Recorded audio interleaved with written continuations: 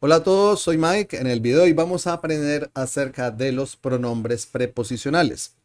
Hi everybody, this is Mike. In this video we're going to learn about prepositional pronouns.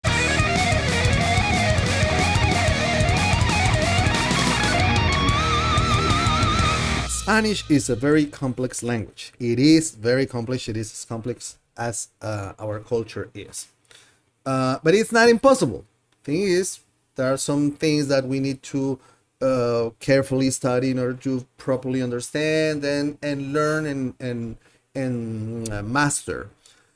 One of these is something that is called redundancia pronominal. Translation in English for that would be pronominal redundancy. And it has to do with sentences like, a mí me gusta la guitarra. A ti te gusta bailar. Those are sentences that for an English speaker, for a non-Spanish native speaker, this is tough to understand and to try and understand how to build and structure but it's not impossible. Now, this is pronominal redundancy, redundancia pronominal, and to be able to understand this, we need to understand what is a prepositional pronoun, which is the matter of this video. In this video, we're going to talk about stressed pronouns, especially the prepositional pronouns, and this is in order to give you the foundations, the proper foundations that you're going to need in order to understand a future video about redundancia pronominal or pronominal redundancy. In this video, we're going to talk about prepositional pronouns in Spanish, and to do so, we need to talk about something that is called pronombres personales tónicos, which would be stressed personal pronouns. Stressed personal pronouns are pronouns that can be used in three different situations. The first one is when they can function as subjects, meaning I have a sentence, subject, verb, object, and I use the stressed personal pronoun here as the subject of the sentence. The second situation is in which I can use the stressed personal pronoun as the predicate of a predicate complement of the sentence. And the third situation is in which I can use the stressed personal pronoun as the object of a preposition, which is the prepositional pronoun. So hard to understand prepositional pronouns in Spanish. So let's try and understand this. The stressed personal pronouns can function as three different situations, as I explained before. But the good thing is that the first two situations in which we use those stressed personal pronouns, the pronouns are the same.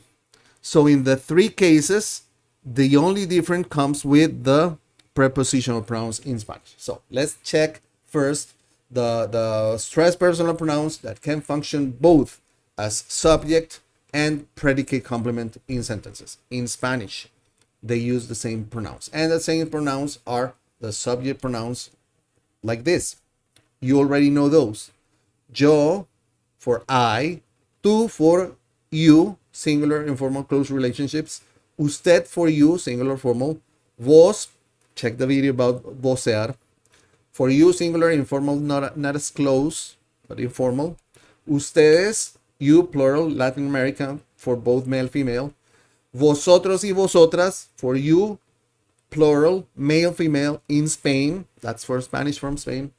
Él for he, ella for she. Nosotros for we, male. Nosotras for we, female. Ellos for they, male. And ellas for they, female. So those are the subject pronouns that we use in sentences. Now, how does this work? If I use the personal pronoun or the stressed pronoun as the subject of the sentence, is like any sentence that you know. Yo soy el jefe, for instance. I am the boss. Yo soy el jefe. I am the boss. In this case, I is the subject of the sentence, and I use the subject pronoun as you know it. But in Spanish, funny thing, we usually turn the sentence around, and I can say, el jefe soy yo. As you can see, yo soy el jefe and el jefe soy yo. Basically, I'm just moving the words in different order. And that would be something like saying the boss is me, which is something that is not quite natural in English. In English, we just say I am the boss, and that's it. I am the boss if I want to give emphasis to the sentence, right? I am the boss. I don't say I'm the boss. No, I am the boss. In this case, I can say el jefe soy yo. So in Spanish, we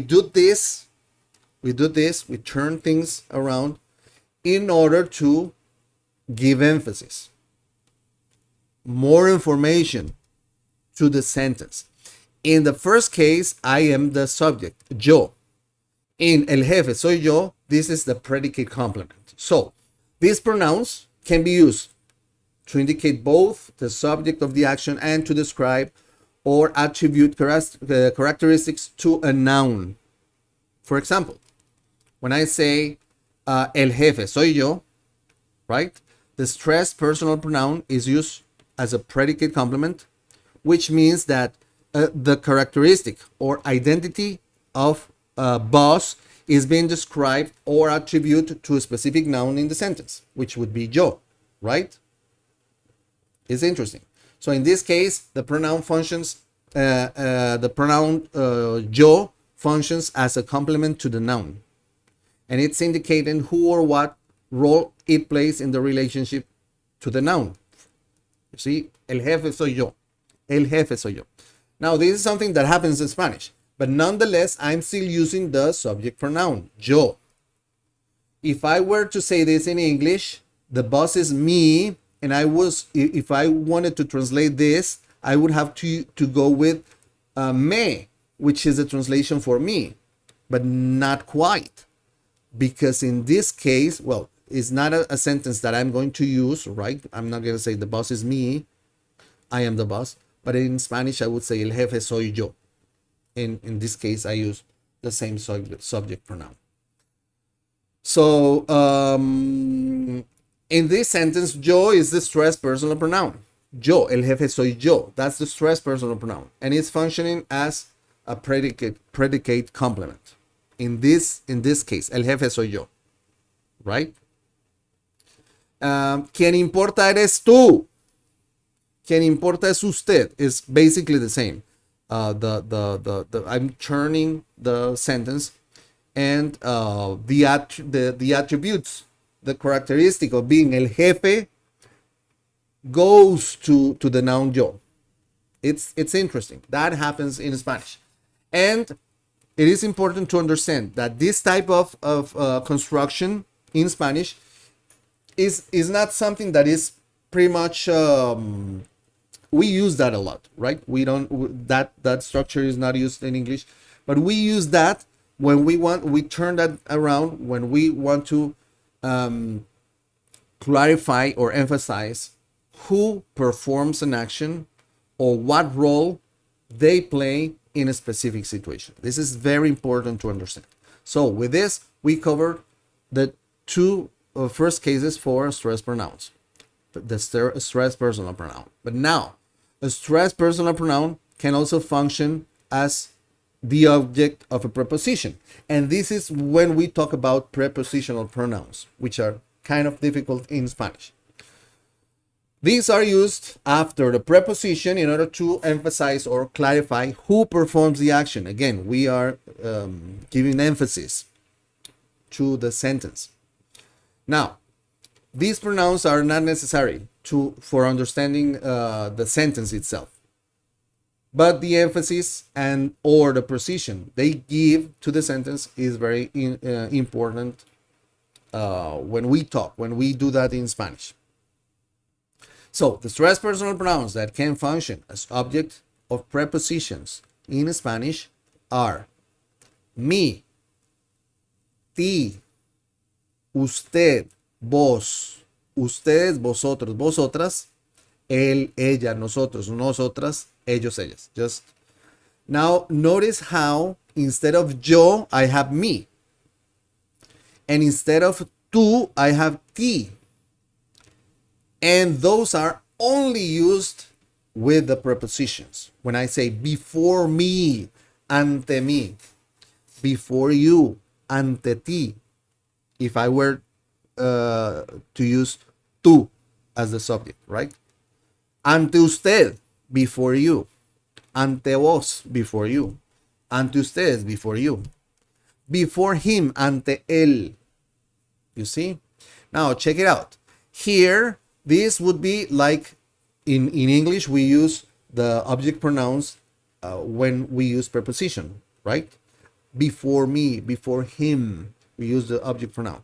In Spanish, we don't use the object pronouns in Spanish. We use the prepositional pronouns, which are different. Me is the prepositional pronoun, is not the object pronoun in Spanish. So we need to learn this in order to avoid mistakes. So we usually do that with certain prepositions. Although we have a lot of prepositions here in Spanish, not necessarily we use those pronouns with all of the prepositions. And this is something interesting because these are the prepositions in Spanish, a, and the corresponding preposition in English, a, ante, bajo, cabe, con, contra, de, desde, en, entre, hacia, hasta, para, por, según, sin, so, sobre, tras. Those are the prepositions. But the most used prepositions with the prepositional pronouns are this. These are the most used prepositions. A, ante, con, de, en, hacia, hasta, para, por, según, sin, sobre. So, if I say, to me, a mí, before you, ante ti. Check it out. I left two marked with red. Let's do that at the end. So, from me, de mí. From you, de ti. O de usted. From him, de él. On me, en mí. Towards me, hacia mí. For me, para mí. Without you, sin ti. Now, with con and según, we must be careful. Why? Because con would be with and según would be according to. So if we are going to use con with me, when we use con with me, right? Con me, we don't say con me, we say conmigo. So for con, when we use con and we are using these prepositional pronouns, if it's me, we say migo. And if it's ti, we say tigo. With you, contigo. With me, conmigo. That's for the preposition con. And for the preposition según, for according to me, that would be en mi opinión. I don't say según mí. It's not right. It's not proper Spanish. So for con, for me and you, we say conmigo and contigo. And for según or con usted, it's okay. And for según, which is if I use that for me, according to me, I say en mi opinión or a mi parecer. That's the only thing. And the other things are, these are the other prepositions, and we use that with the prepositional pronouns. So, in a nutshell, prepositional pronouns, which are going to be used a lot with the redundant pronominal pronouns. That's happening in Spanish a lot. We use a lot of prepositional pronouns, and prepositional pronouns are stressed personal pronouns that are used with prepositions. That's it. And in Spanish, they work differently than in English, because in English, with prepositions, we use object pronouns, whereas in Spanish, we use the prepositional pronouns that we just learned. So, what's your homework? Start working on that. Start practicing this a lot, as much as you can. You need to practice this a lot. If you practice and you have questions, check the videos many times as you need. And if you still have questions, leave a comment. I'll reply as soon as possible. If you like the video, you know what to do. Please share with your friends, group, social media. And if you haven't yet, subscribe to the channel. Click the bell button in order to get notifications, because we're posting videos on a weekly basis. And that's also helping us grow as a channel. Thanks for your support. And also, it'll let you participate on the chat sessions when we go live. We're going live once a week with classes. So if you want to be there and ask questions live, you must subscribe to the channel. So thank you very much. I really enjoy that. I really enjoy this. I hope you do too.